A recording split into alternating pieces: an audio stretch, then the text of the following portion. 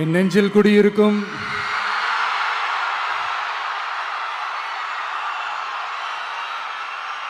கரூர் சொந்தங்கள், உங்கள் அனைவருக்கும் என்னுடைய வணக்கம்.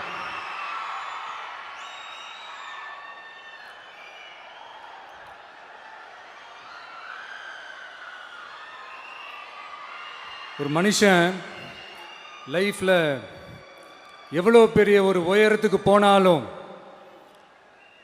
மனசளவில் சில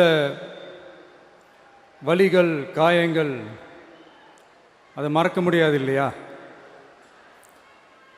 எல்லார் லைஃப்லையும் அப்படி தான், நமக்கும் அப்படி தான்.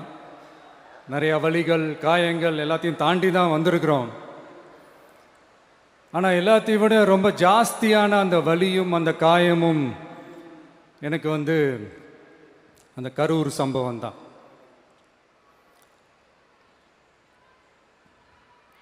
மக்களை சந்திக்கணும், மக்கள் பிரச்சனைகளை எடுத்து பேசணும். அதுக்காக தான் அந்த மக்கள் சந்திப்பு பயணத்தை தொடங்கி திருச்சி, அரியலூர், நாகப்பட்டினம், திருவாரூர், நாமக்கல், கரூர் அப்படின்னு சொல்லிட்டு போயிட்டுருந்தோம். அரியலூரில் அந்த மீட்டிங் முடிச்சுட்டு பெரம்பலூர் போகிறதுக்கு முன்னாடி அந்த பெரம்பலூர் போலீஸ் எங்களை அலர்ட் பண்ணாங்க. சரிங்க, கூட்டம் கொஞ்சம் ஜாஸ்தியாக இருக்குது, லேட் ஆகிடுச்சு, வராதிங்க அப்படின்ட்டு. So we had no choice. Police சொன்னால் நம்ம அதை ஒபே பண்ணி தானே ஆகணும். அதே நேரத்தில் பெரம்பலூர் மக்களோட அந்த சேஃப்டியும் மைண்டில் எடுத்துக்கிட்டு ஒரு மன வலியோடவே திரும்ப போயிட்டோம். அதுக்கப்புறம் பெரம்பலூர் தொகுதி மக்களுக்கு மன்னிப்பும் கேட்டோம். அதே மாதிரி நாமக்கல் அந்த மீட்டிங் முடிச்சுட்டு கரூர் வரும்போது அந்த கரூர் போலீஸ் எங்களை அலர்ட் பண்ணியிருக்கலாம்ல.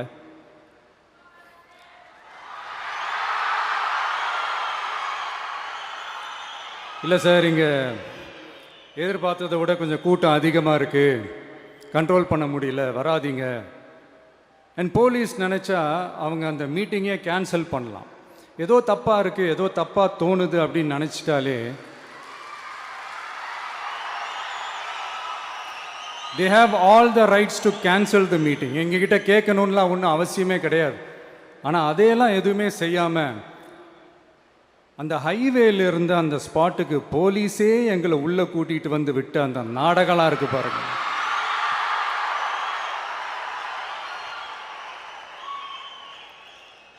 நம்பிட்டேங்க, முழுசாக நம்பிட்டேன். அன்னைக்கு இருந்த அந்த கரூர் போலீஸ் பேசும்போது தேங்க்ஸ்லாம் சொன்னேன் அவங்களுக்கு. எனக்கு தெரியாது இப்படி ஒரு நாடகம் நடக்கும். இதுக்கெல்லாம் யார் காரணம்? இதெல்லாம் யார் சொல்லி செஞ்சது? இப்படி பண்ணுங்க, அப்படி பண்ணுங்க, சப்போஸ் அப்படி நடந்தா இப்படி பண்ணுங்க, சப்போஸ் இப்படி நடந்தா இந்த மாதிரி இன்ஸ்ட்ரக்ஷன்ஸ்லாம் கொடுத்து அந்த பிரஷர் போடுறது யாரு?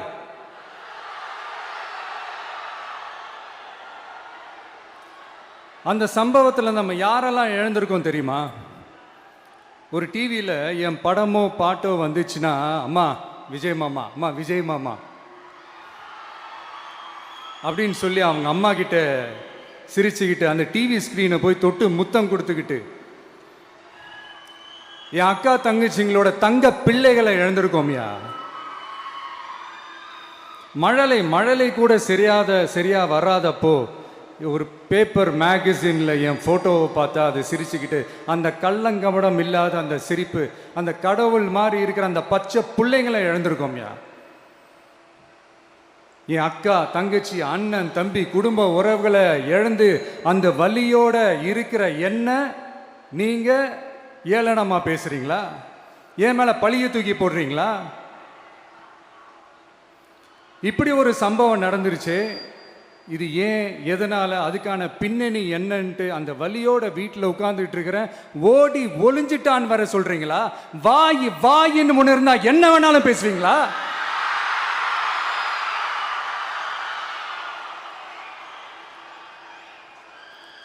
மக்களே, நான் உங்களையே கேட்குறேன். அன்னைக்கு அத்தனை க்ரௌடு இருந்துச்சு, அந்த க்ரௌடுக்கு தகுந்த மாதிரி போலீஸ் பாதுகாப்பு கொடுத்தாங்களா? இந்த இடத்தை எடுத்துக்க சொல்லி நாங்க தான் சொன்னோம்னு ஒரு போலீஸ் ஆபீசர் பேட்டி கொடுக்கிறாரு. அதுக்கு என்ன அர்த்தம்?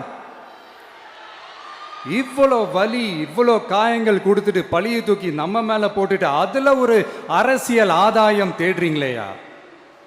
இதுல வாய் கூசாம சட்டசபையில ஸ்டாலின் சார் நம்ம மேல திருப்பி விட்டு அங்க ஒரு அரசியல் செய்றாரு. அதுக்கு என்ன அர்த்தம்? நமக்காக வந்திருக்கிற மக்களை காக்க வைக்கிறதுக்கு நான் ஒன்றும் ஆதாயம் தேடுற அரசியல்வாதியெல்லாம் கிடையாது. மக்களுக்காக அரசியலுக்கு வந்தவன் இந்த விஜய். எனக்காக எல்லாமும் கொடுத்த என் மக்களுக்காக எல்லாத்தையும் விட்டுட்டு மக்களுக்காக மட்டுமே அரசியலுக்கு வந்தவன் இந்த விஜய். அவங்களுக்காக நன்றி கடன் செலுத்துறதுக்காக மட்டுமே அரசியலுக்கு வந்தவன் இந்த விஜய். உங்களுக்கு தான் இந்த விஜயை பத்தி நல்லா தெரியுமே.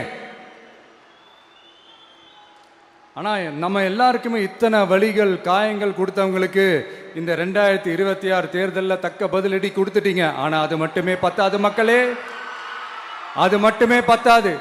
காலகாலத்துக்கும் எழுந்திருக்கவே முடியாத அளவுக்கு நிரந்தரமான ஒரு பதிலடியை நீங்க கொடுத்துக்கிட்டே இருக்கணும்.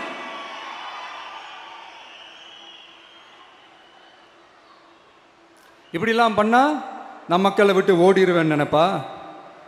யார் என்ன ஓடினாலும் நான் மக்களை விட்டு எல்லாம் ஓட மாட்டேன். அன்னைக்கும் சொன்னேன், இன்னைக்கும் சொல்றேன், நாளைக்கும் சொல்றேன், தில்லா சொல்லுவேன், கெத்தா சொல்லுவேன். பணமா ஜனமா அப்படின்னு கேட்டா என் ஜனம் தான் எனக்கு முக்கியம்.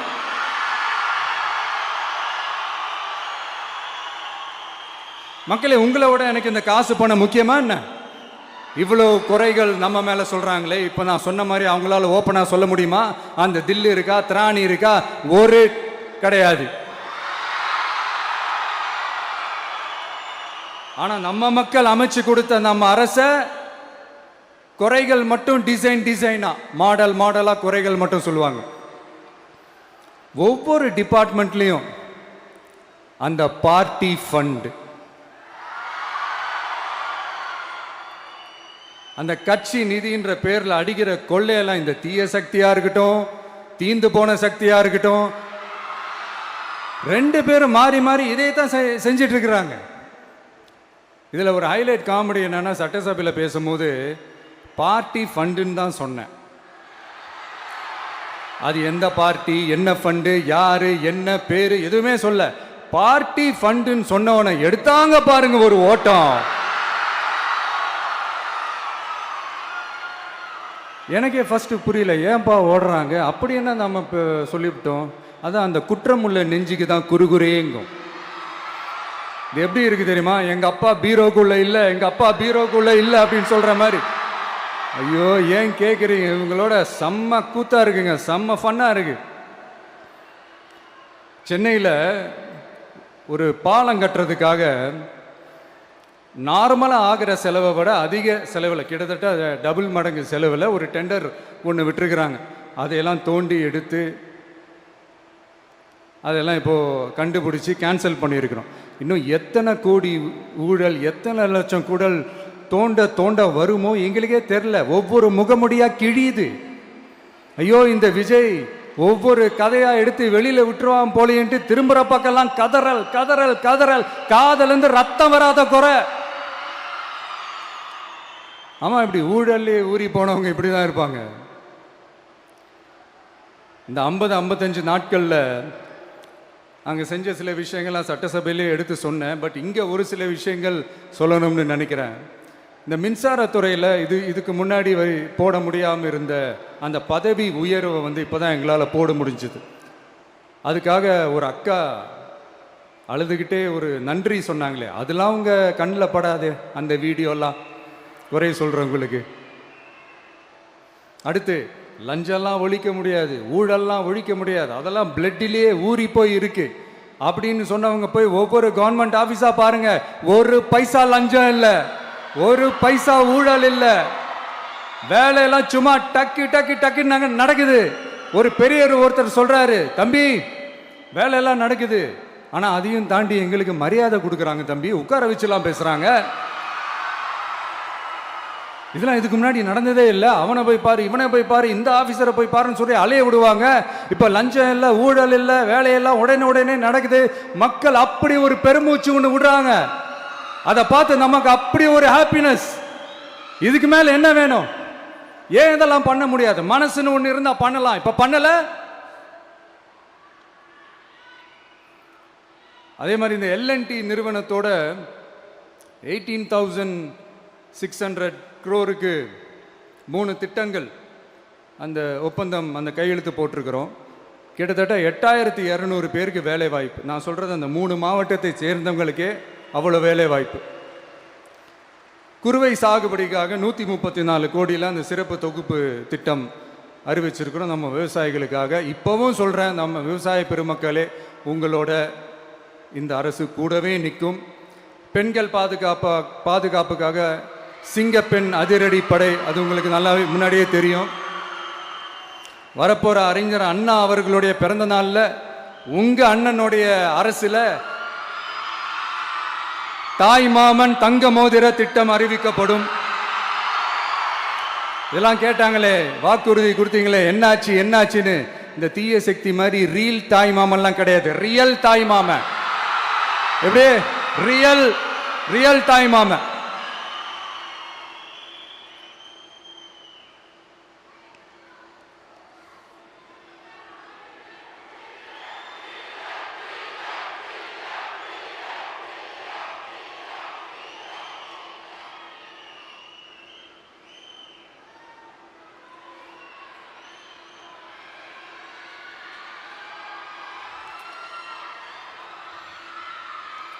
இந்த தீய சக்தியை பற்றி, அவங்க நிர்வாகத்தை பற்றி ஒரு வெள்ளை அறிக்கை ஒன்று வெளியிட்டோம்ல, அது ஷார்ட் அண்ட் ஸ்வீட்டாக சொல்லணுன்னா, ஒரு ஓட்ட பாத்திரத்துக்குள்ளே தண்ணி ஊற்றிக்கிட்டே இருந்திருக்கிறாங்க.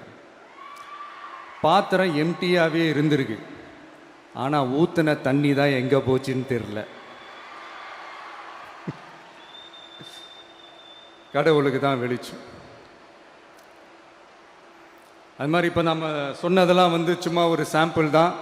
இன்னும் வரப்போகிற நாட்களில் உங்கள் அரசனுடைய அந்த விஸ்வரூபத்தை நீங்கள் பார்ப்பீங்க. அடுத்து வாயத்துறங்க சிஎம். அடாடா, உங்கள் சிஎம் நெஞ்சிலேயே குத்திட்டு வந்தீங்க பாருங்க, அதெல்லாம் வேற லெவல். பேசுங்கன்றீங்க, பேசுனா எந்திரிச்சு ஓடிடுறீங்க. இனிமேல் பேச ஆரம்பிக்கிறதுக்கு முன்னாடி என்ன பண்ணணும் அப்படின்னா, ஒரு நண்பர் ஒருத்தர் சொன்னார், மாண்புமிகு பேரவைத் தலைவர் அவர்களே, எல்லா டோரையும் இழுத்து லாக் பண்ணுங்க அப்படின்னு சொல்லிட்டு தான் பேச ஆரம்பிக்கணும் போல் இருக்கு. ஏன்னா பேசிட்டு இருக்கும் போது எந்திரிச்சு ஓடிடுறாங்க. 5 நிமிஷம் பேசினதுக்கே குளத்தூரில் கொத்து பரோட்டா போட்டாங்க. இதுக்கு மேலே பேசினா மொத்தமாக முடிஞ்சிடும், பார்த்துக்கங்க. நாம் அரசியல் பேசினா விஜயெல்லாம் அரசியல் பேசலாமா அப்படிங்கிறது. சரிப்பா, நமக்கு எதுக்கு வம்பு, நம்ம பாட்டுக்கு நம்ம வேலையை பார்ப்போம், எதுக்கு அவங்கள பற்றி பேசிக்கிட்டு அப்படின்னு இருந்தால் விஜய்க்கு அரசியலே பேச தெரில அப்படிங்கிறது. இப்படியே மாறி மாறி மேகதாது அணையை பற்றி என்ன தெரியும், விஜய் அதை பற்றி பேசலை. இப்படி நம்ம அரசியலுக்கு வந்ததுலேருந்தே ஒரு கூட்டம் குறை மேலே குறையா சொல்லிக்கிட்டு, பாட்டுக்கு பாட்டு கச்சேரி எங்களுக்கும் பண்ண தெரியும், பண்ணலாமா? இந்த மேகதாது அணை சம்பந்தமான அந்த வழக்கில் தமிழ்நாட்டோட பெட்டிஷனை சுப்ரீம் கோர்ட் எப்போ ரிஜெக்ட் பண்ணுச்சு? அப்போ யார் ஆட்சியில் இருந்தா? ஏன் ஒழுங்காக வாதாடல? நீங்கள் ஒழுங்காக வாதாடி இருந்தீங்கன்னா அதை ரிஜெக்ட் பண்ணியிருக்க மாட்டாங்கல்ல. ஏன் ஸ்டாலின் சார் வேணும்னே விட்டுட்டாரா? ஏன் இப்படிலாம் கேள்வி கேட்கலாமா? இப்படிலாம் கேள்வி கேட்டால் தான் மேகதாது அணையை பற்றி பேசுனதா அர்த்தமா? ஏன் அந்த ஸ்டேட்டு சிஎம் பேசுகிறாரு, நீங்கள் ஏன் பேசலை அப்படின்னா, நம்ம ஸ்டேட்டோட உரிமையை எங்கே நிலைநிறுத்தணுமோ அதுக்காக வேலை பார்க்குறது மட்டும்தான் முக்கியம்.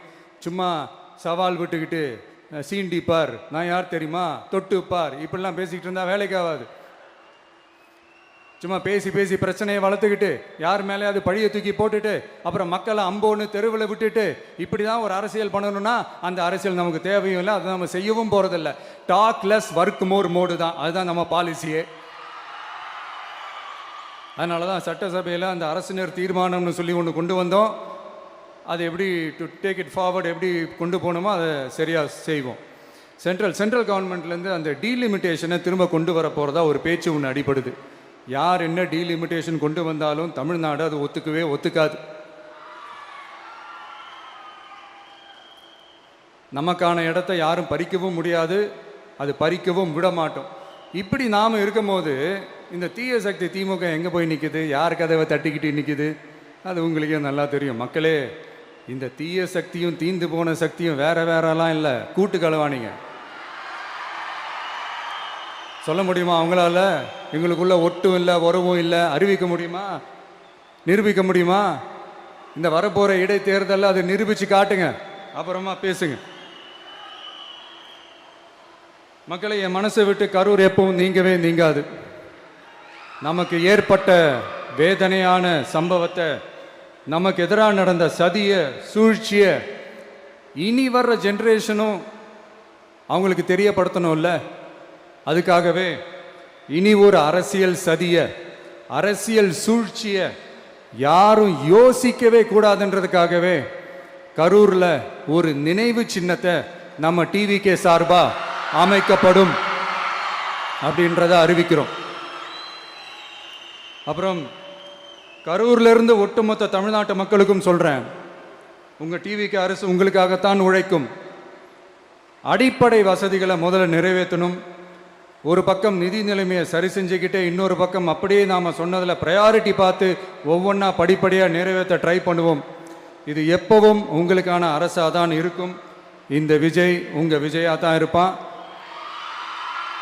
நீங்கள் உரிமையோட உங்கள் கவர்மெண்ட்டை நீங்கள் அணுகலாம். இந்த தீய சக்தி ஆட்சி முடிஞ்சு பொட்டிக்குள்ளே போனதுலேருந்து என்னென்னமோ பண்ணுறாங்க, இது ஏதோ பேசுகிறாங்க, சோஃபாங்கிறாங்க, வாஷிங் மிஷினுங்கிறாங்க. இந்த அரசியல் வியாபாரம் பண்ணுறதுக்கான அந்த வெண்டிங் மெஷினே அவங்க தான். யார்? இந்த திமுக. இதில் நம்மளை பார்த்து வாஷிங் மிஷினுங்கிறாங்க. எலெக்ஷனில் ஓட்டுக்கு காசு கொடுக்குற அந்த கலாச்சாரத்தையே, அந்த கல்ச்சரை அடித்து நொறுக்கி இருக்கிறோம். எலெக்ஷன்லேயே அப்படி வேலை பார்த்த நமக்கு எதுக்கு இந்த குதிரை, கழுதை, ஒட்டக பேரெல்லாம்? மக்களின் பக்கம் அப்படி இருக்கும்போது நமக்கு எதுக்கு இந்த பேரெல்லாம்?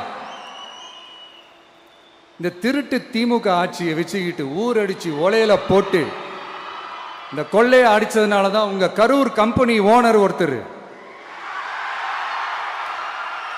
எங்க எங்க இருக்காருன்னே தெரியாம ஓடு ஓடு ஓடு ஓடு ஓடு ஓடு ஓடு ஓடு வராம் பாரு வேட்டக்காரன்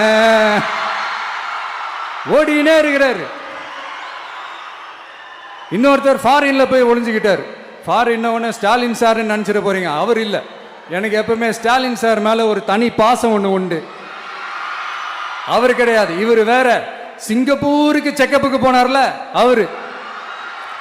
இன்னும் தோண்ட தோண்ட எத்தனை பேர் மாட்ட போறாங்களோ தெரியல. உங்ககிட்ட யாராவது லஞ்சம் ஏதாவது கேட்டாங்கன்னா கொடுக்க முடியாது சொல்லுங்க, நான் இருக்கேன் உங்களோட. அப்படியே யாராவது ஃபோர்ஸ் பண்ணாங்கன்னா இது எங்க மகன், எங்க புள்ள, எங்க அண்ணன், எங்க தம்பி, எங்க விஜய், எங்க விஜயோட ஆட்சின்னு ஸ்ட்ராங்கா சொல்லுங்க.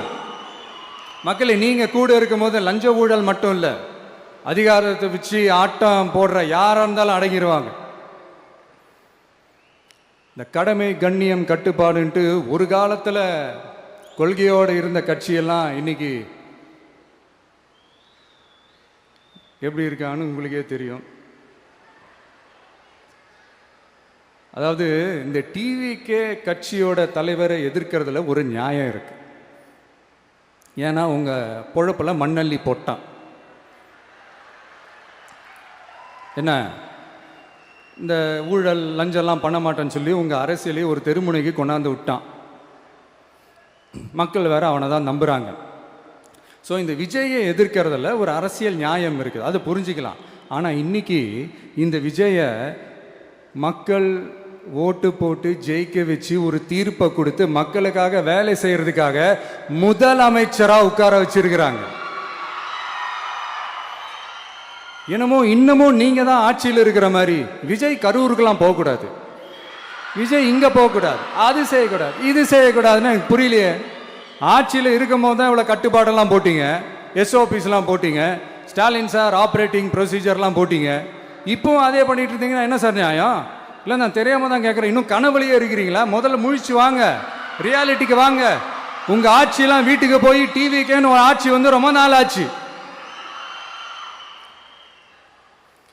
ஒழுங்கா படி என்று சுப்ரீம் கோர்ட் ஓங்கி மண்டேலியே நறுக்கு நறுக்கு நறுக்கு என்று செம்மட்டியாலே அடிச்சும் இந்த திமுக முழிச்சிக்கல அப்படின்னா அப்ப கொஞ்சம் கஷ்டம்தான். வெற்றி தோல்வியெல்லாம் அரசியல சகஜம் சார்.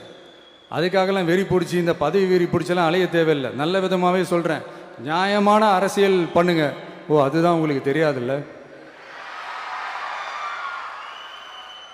இந்த தீய சக்தி திருத்தவும் முடியாது, அவங்களா திருந்துவாங்கன்னு பார்த்தா அதுவும் நடக்க போறதில்ல.